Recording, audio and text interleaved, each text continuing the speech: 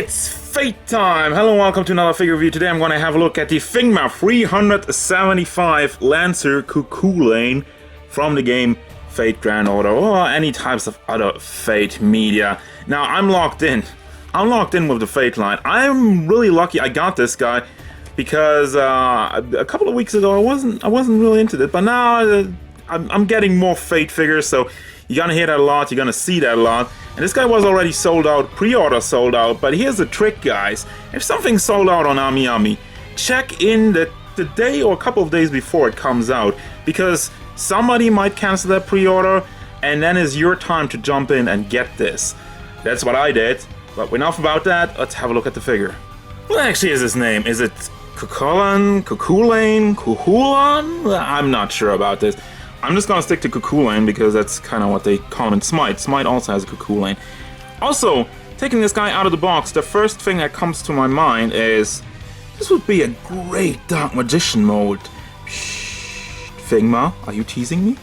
Okay, moving on with this review though. He stands at about 15 and a half, a little over 15 and a half centimeters, 6'1", 6'2" inches tall. So he's a little bit on the taller side, and he looks very agile. Like seriously, I'm looking forward to the articulation with this guy. Now I'm gonna start off by having a look at the face, the anime eyes. It looks perfect. I love this smug look. It's amazing. He has the spiky hair, the long blue ponytail in the back, and that's another thing. Blue.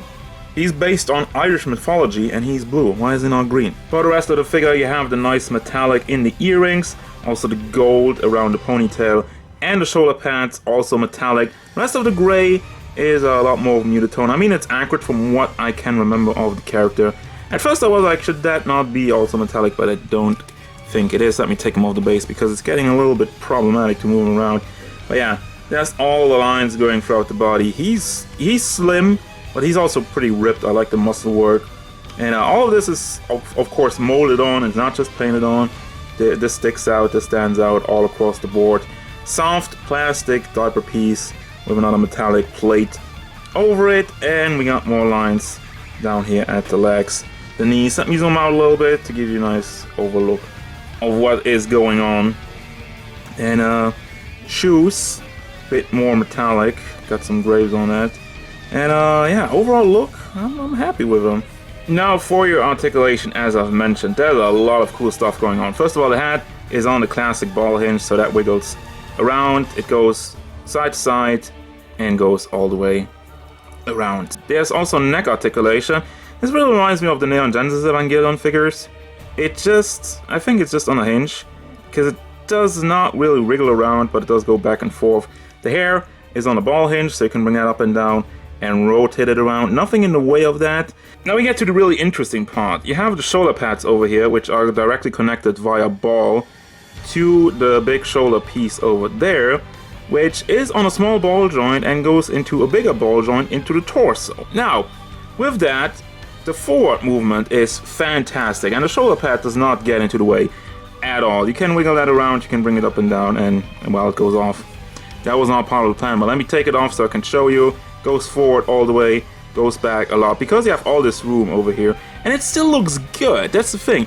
The big ball just covers it up okay. I mean, with the shoulder pad over it, you're not gonna see it anyway, but yeah, the articulation of it is quite fantastic, and you can rotate it around on the ball, and yeah, back and forth, everything. So what I didn't notice at first glance about the shoulder pad is that it's also connected to this piece, so you can slide that left and right for even more mobility, so that's pretty good. So the bicep swivel, that just kind of stops at the ball, but you can bring it all the way around.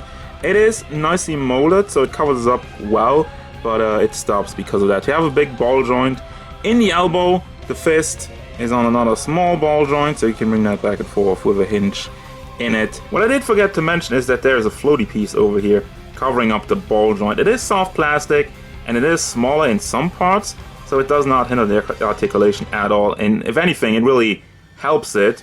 If you want to go in an angle, you just kind of slide it around over here, where it's a bit thinner, where you have this notch, and you get it. Torso articulation does get very good motion. I mean, like I'm saying, he's agile. It does go side to side, and it does rotate around. Down here, crotch piece, soft plastic. I think we established that. Torso down there also rotates around, and let me see, if you push both these forward, you can get some pretty cool action poses backwards. Same thing, the leg is just on a ball, but since you have the soft plastic thing, there's nothing hindering it, so the leg goes up a lot, goes out to the side, still blocked because this piece is pretty big, but I guess you can try to push it up, try to bring it up, and it does almost get 45 degrees, and it goes out to the back. Well, it doesn't really go out to the back, gets a little bit blocked by the butt, and it disconnects. Also rotates around up here, and that's also very nicely molded, and nothing that really disrupts the sculpt. Kudos to that. Then we got the knees, you got a knee pad on there, double hinged classic stuff, and the foot is on a ball hinge. It rotates out to the side, goes forward, and it goes back a lot, and he even has a toe hinge. That's not a standard for Figma, toe hinges. So yeah, agile. For your accessories, starting it off with the faces, I'm always starting off with something else. You have the yelling face, the detail on that is stunning. I'm probably going to use that. I mean, look at the detail in the eyes, the lines around his eyebrows, it's just, yes, absolutely. He has a wink, and then we got smiling, more like sadistic smile, a little bit crazy, also good. Like really, these two really stand out. This is different, this is great. Kudos. And then we got the open hands, we got more like posing hands, yeah. Now this is to hold the lance, this is also to hold the lance. And I guess this is a little bit more of a lax pose and more of a tighter grip. A lot of holding hands for the lance, really, but... And I mean, of course, here's the lance. He's called Lancer. I don't know if that's correct. I'm not gonna try to play around too much with Japanese accents, but it has a very nice, almost crimson, red, metallic job going on. No difference in it, but it looks good. Lots of detail in it. And yeah, overall, very cool mold. And of course, you got your standards. You got the Figma back, which I can't find again, and here's the Figma base, which we already had at the beginning. And yeah, there you go. And it's gonna do it. That's gonna bring me to the final thought of this Figma Lancer. What do I think about this figure? Guys, I gotta be honest here. I gotta be real. This is one of the best Figmas I've ever had the pleasure to review in here. Let me tell you, first and foremost, the design, everything, it looks just like out of the game or the anime or whatever you prefer. He looks awesome. But what really knocks it out of the park is the articulation. This is the best articulation I've seen on a Figma, especially with the ball joints. Just probably not something they can do for every character, because you need some pauldrons, some shoulder pads to hide that up. But still, I mean, the amount of stuff that went into this guy, the body mold is awesome. And like I'm saying, I hope they take some of this over to Dark Magician or whenever they do bigger characters. So, I mean, yeah, I can't really think of anything that's bad here. I mean, I have the legs somewhat disconnecting a little bit when I'm really trying to get into super crazy poses, but that's not even an issue. And, okay, you could say it still looks weird as the double balls kind of stick out over there, but that really is your job to hide that. And you have all the tools to hide that with the shoulder pads on ball joints, and you can rotate them back and forth. So I really don't see an issue with that. 100% recommended. I can't really come up with a bad thing about this guy.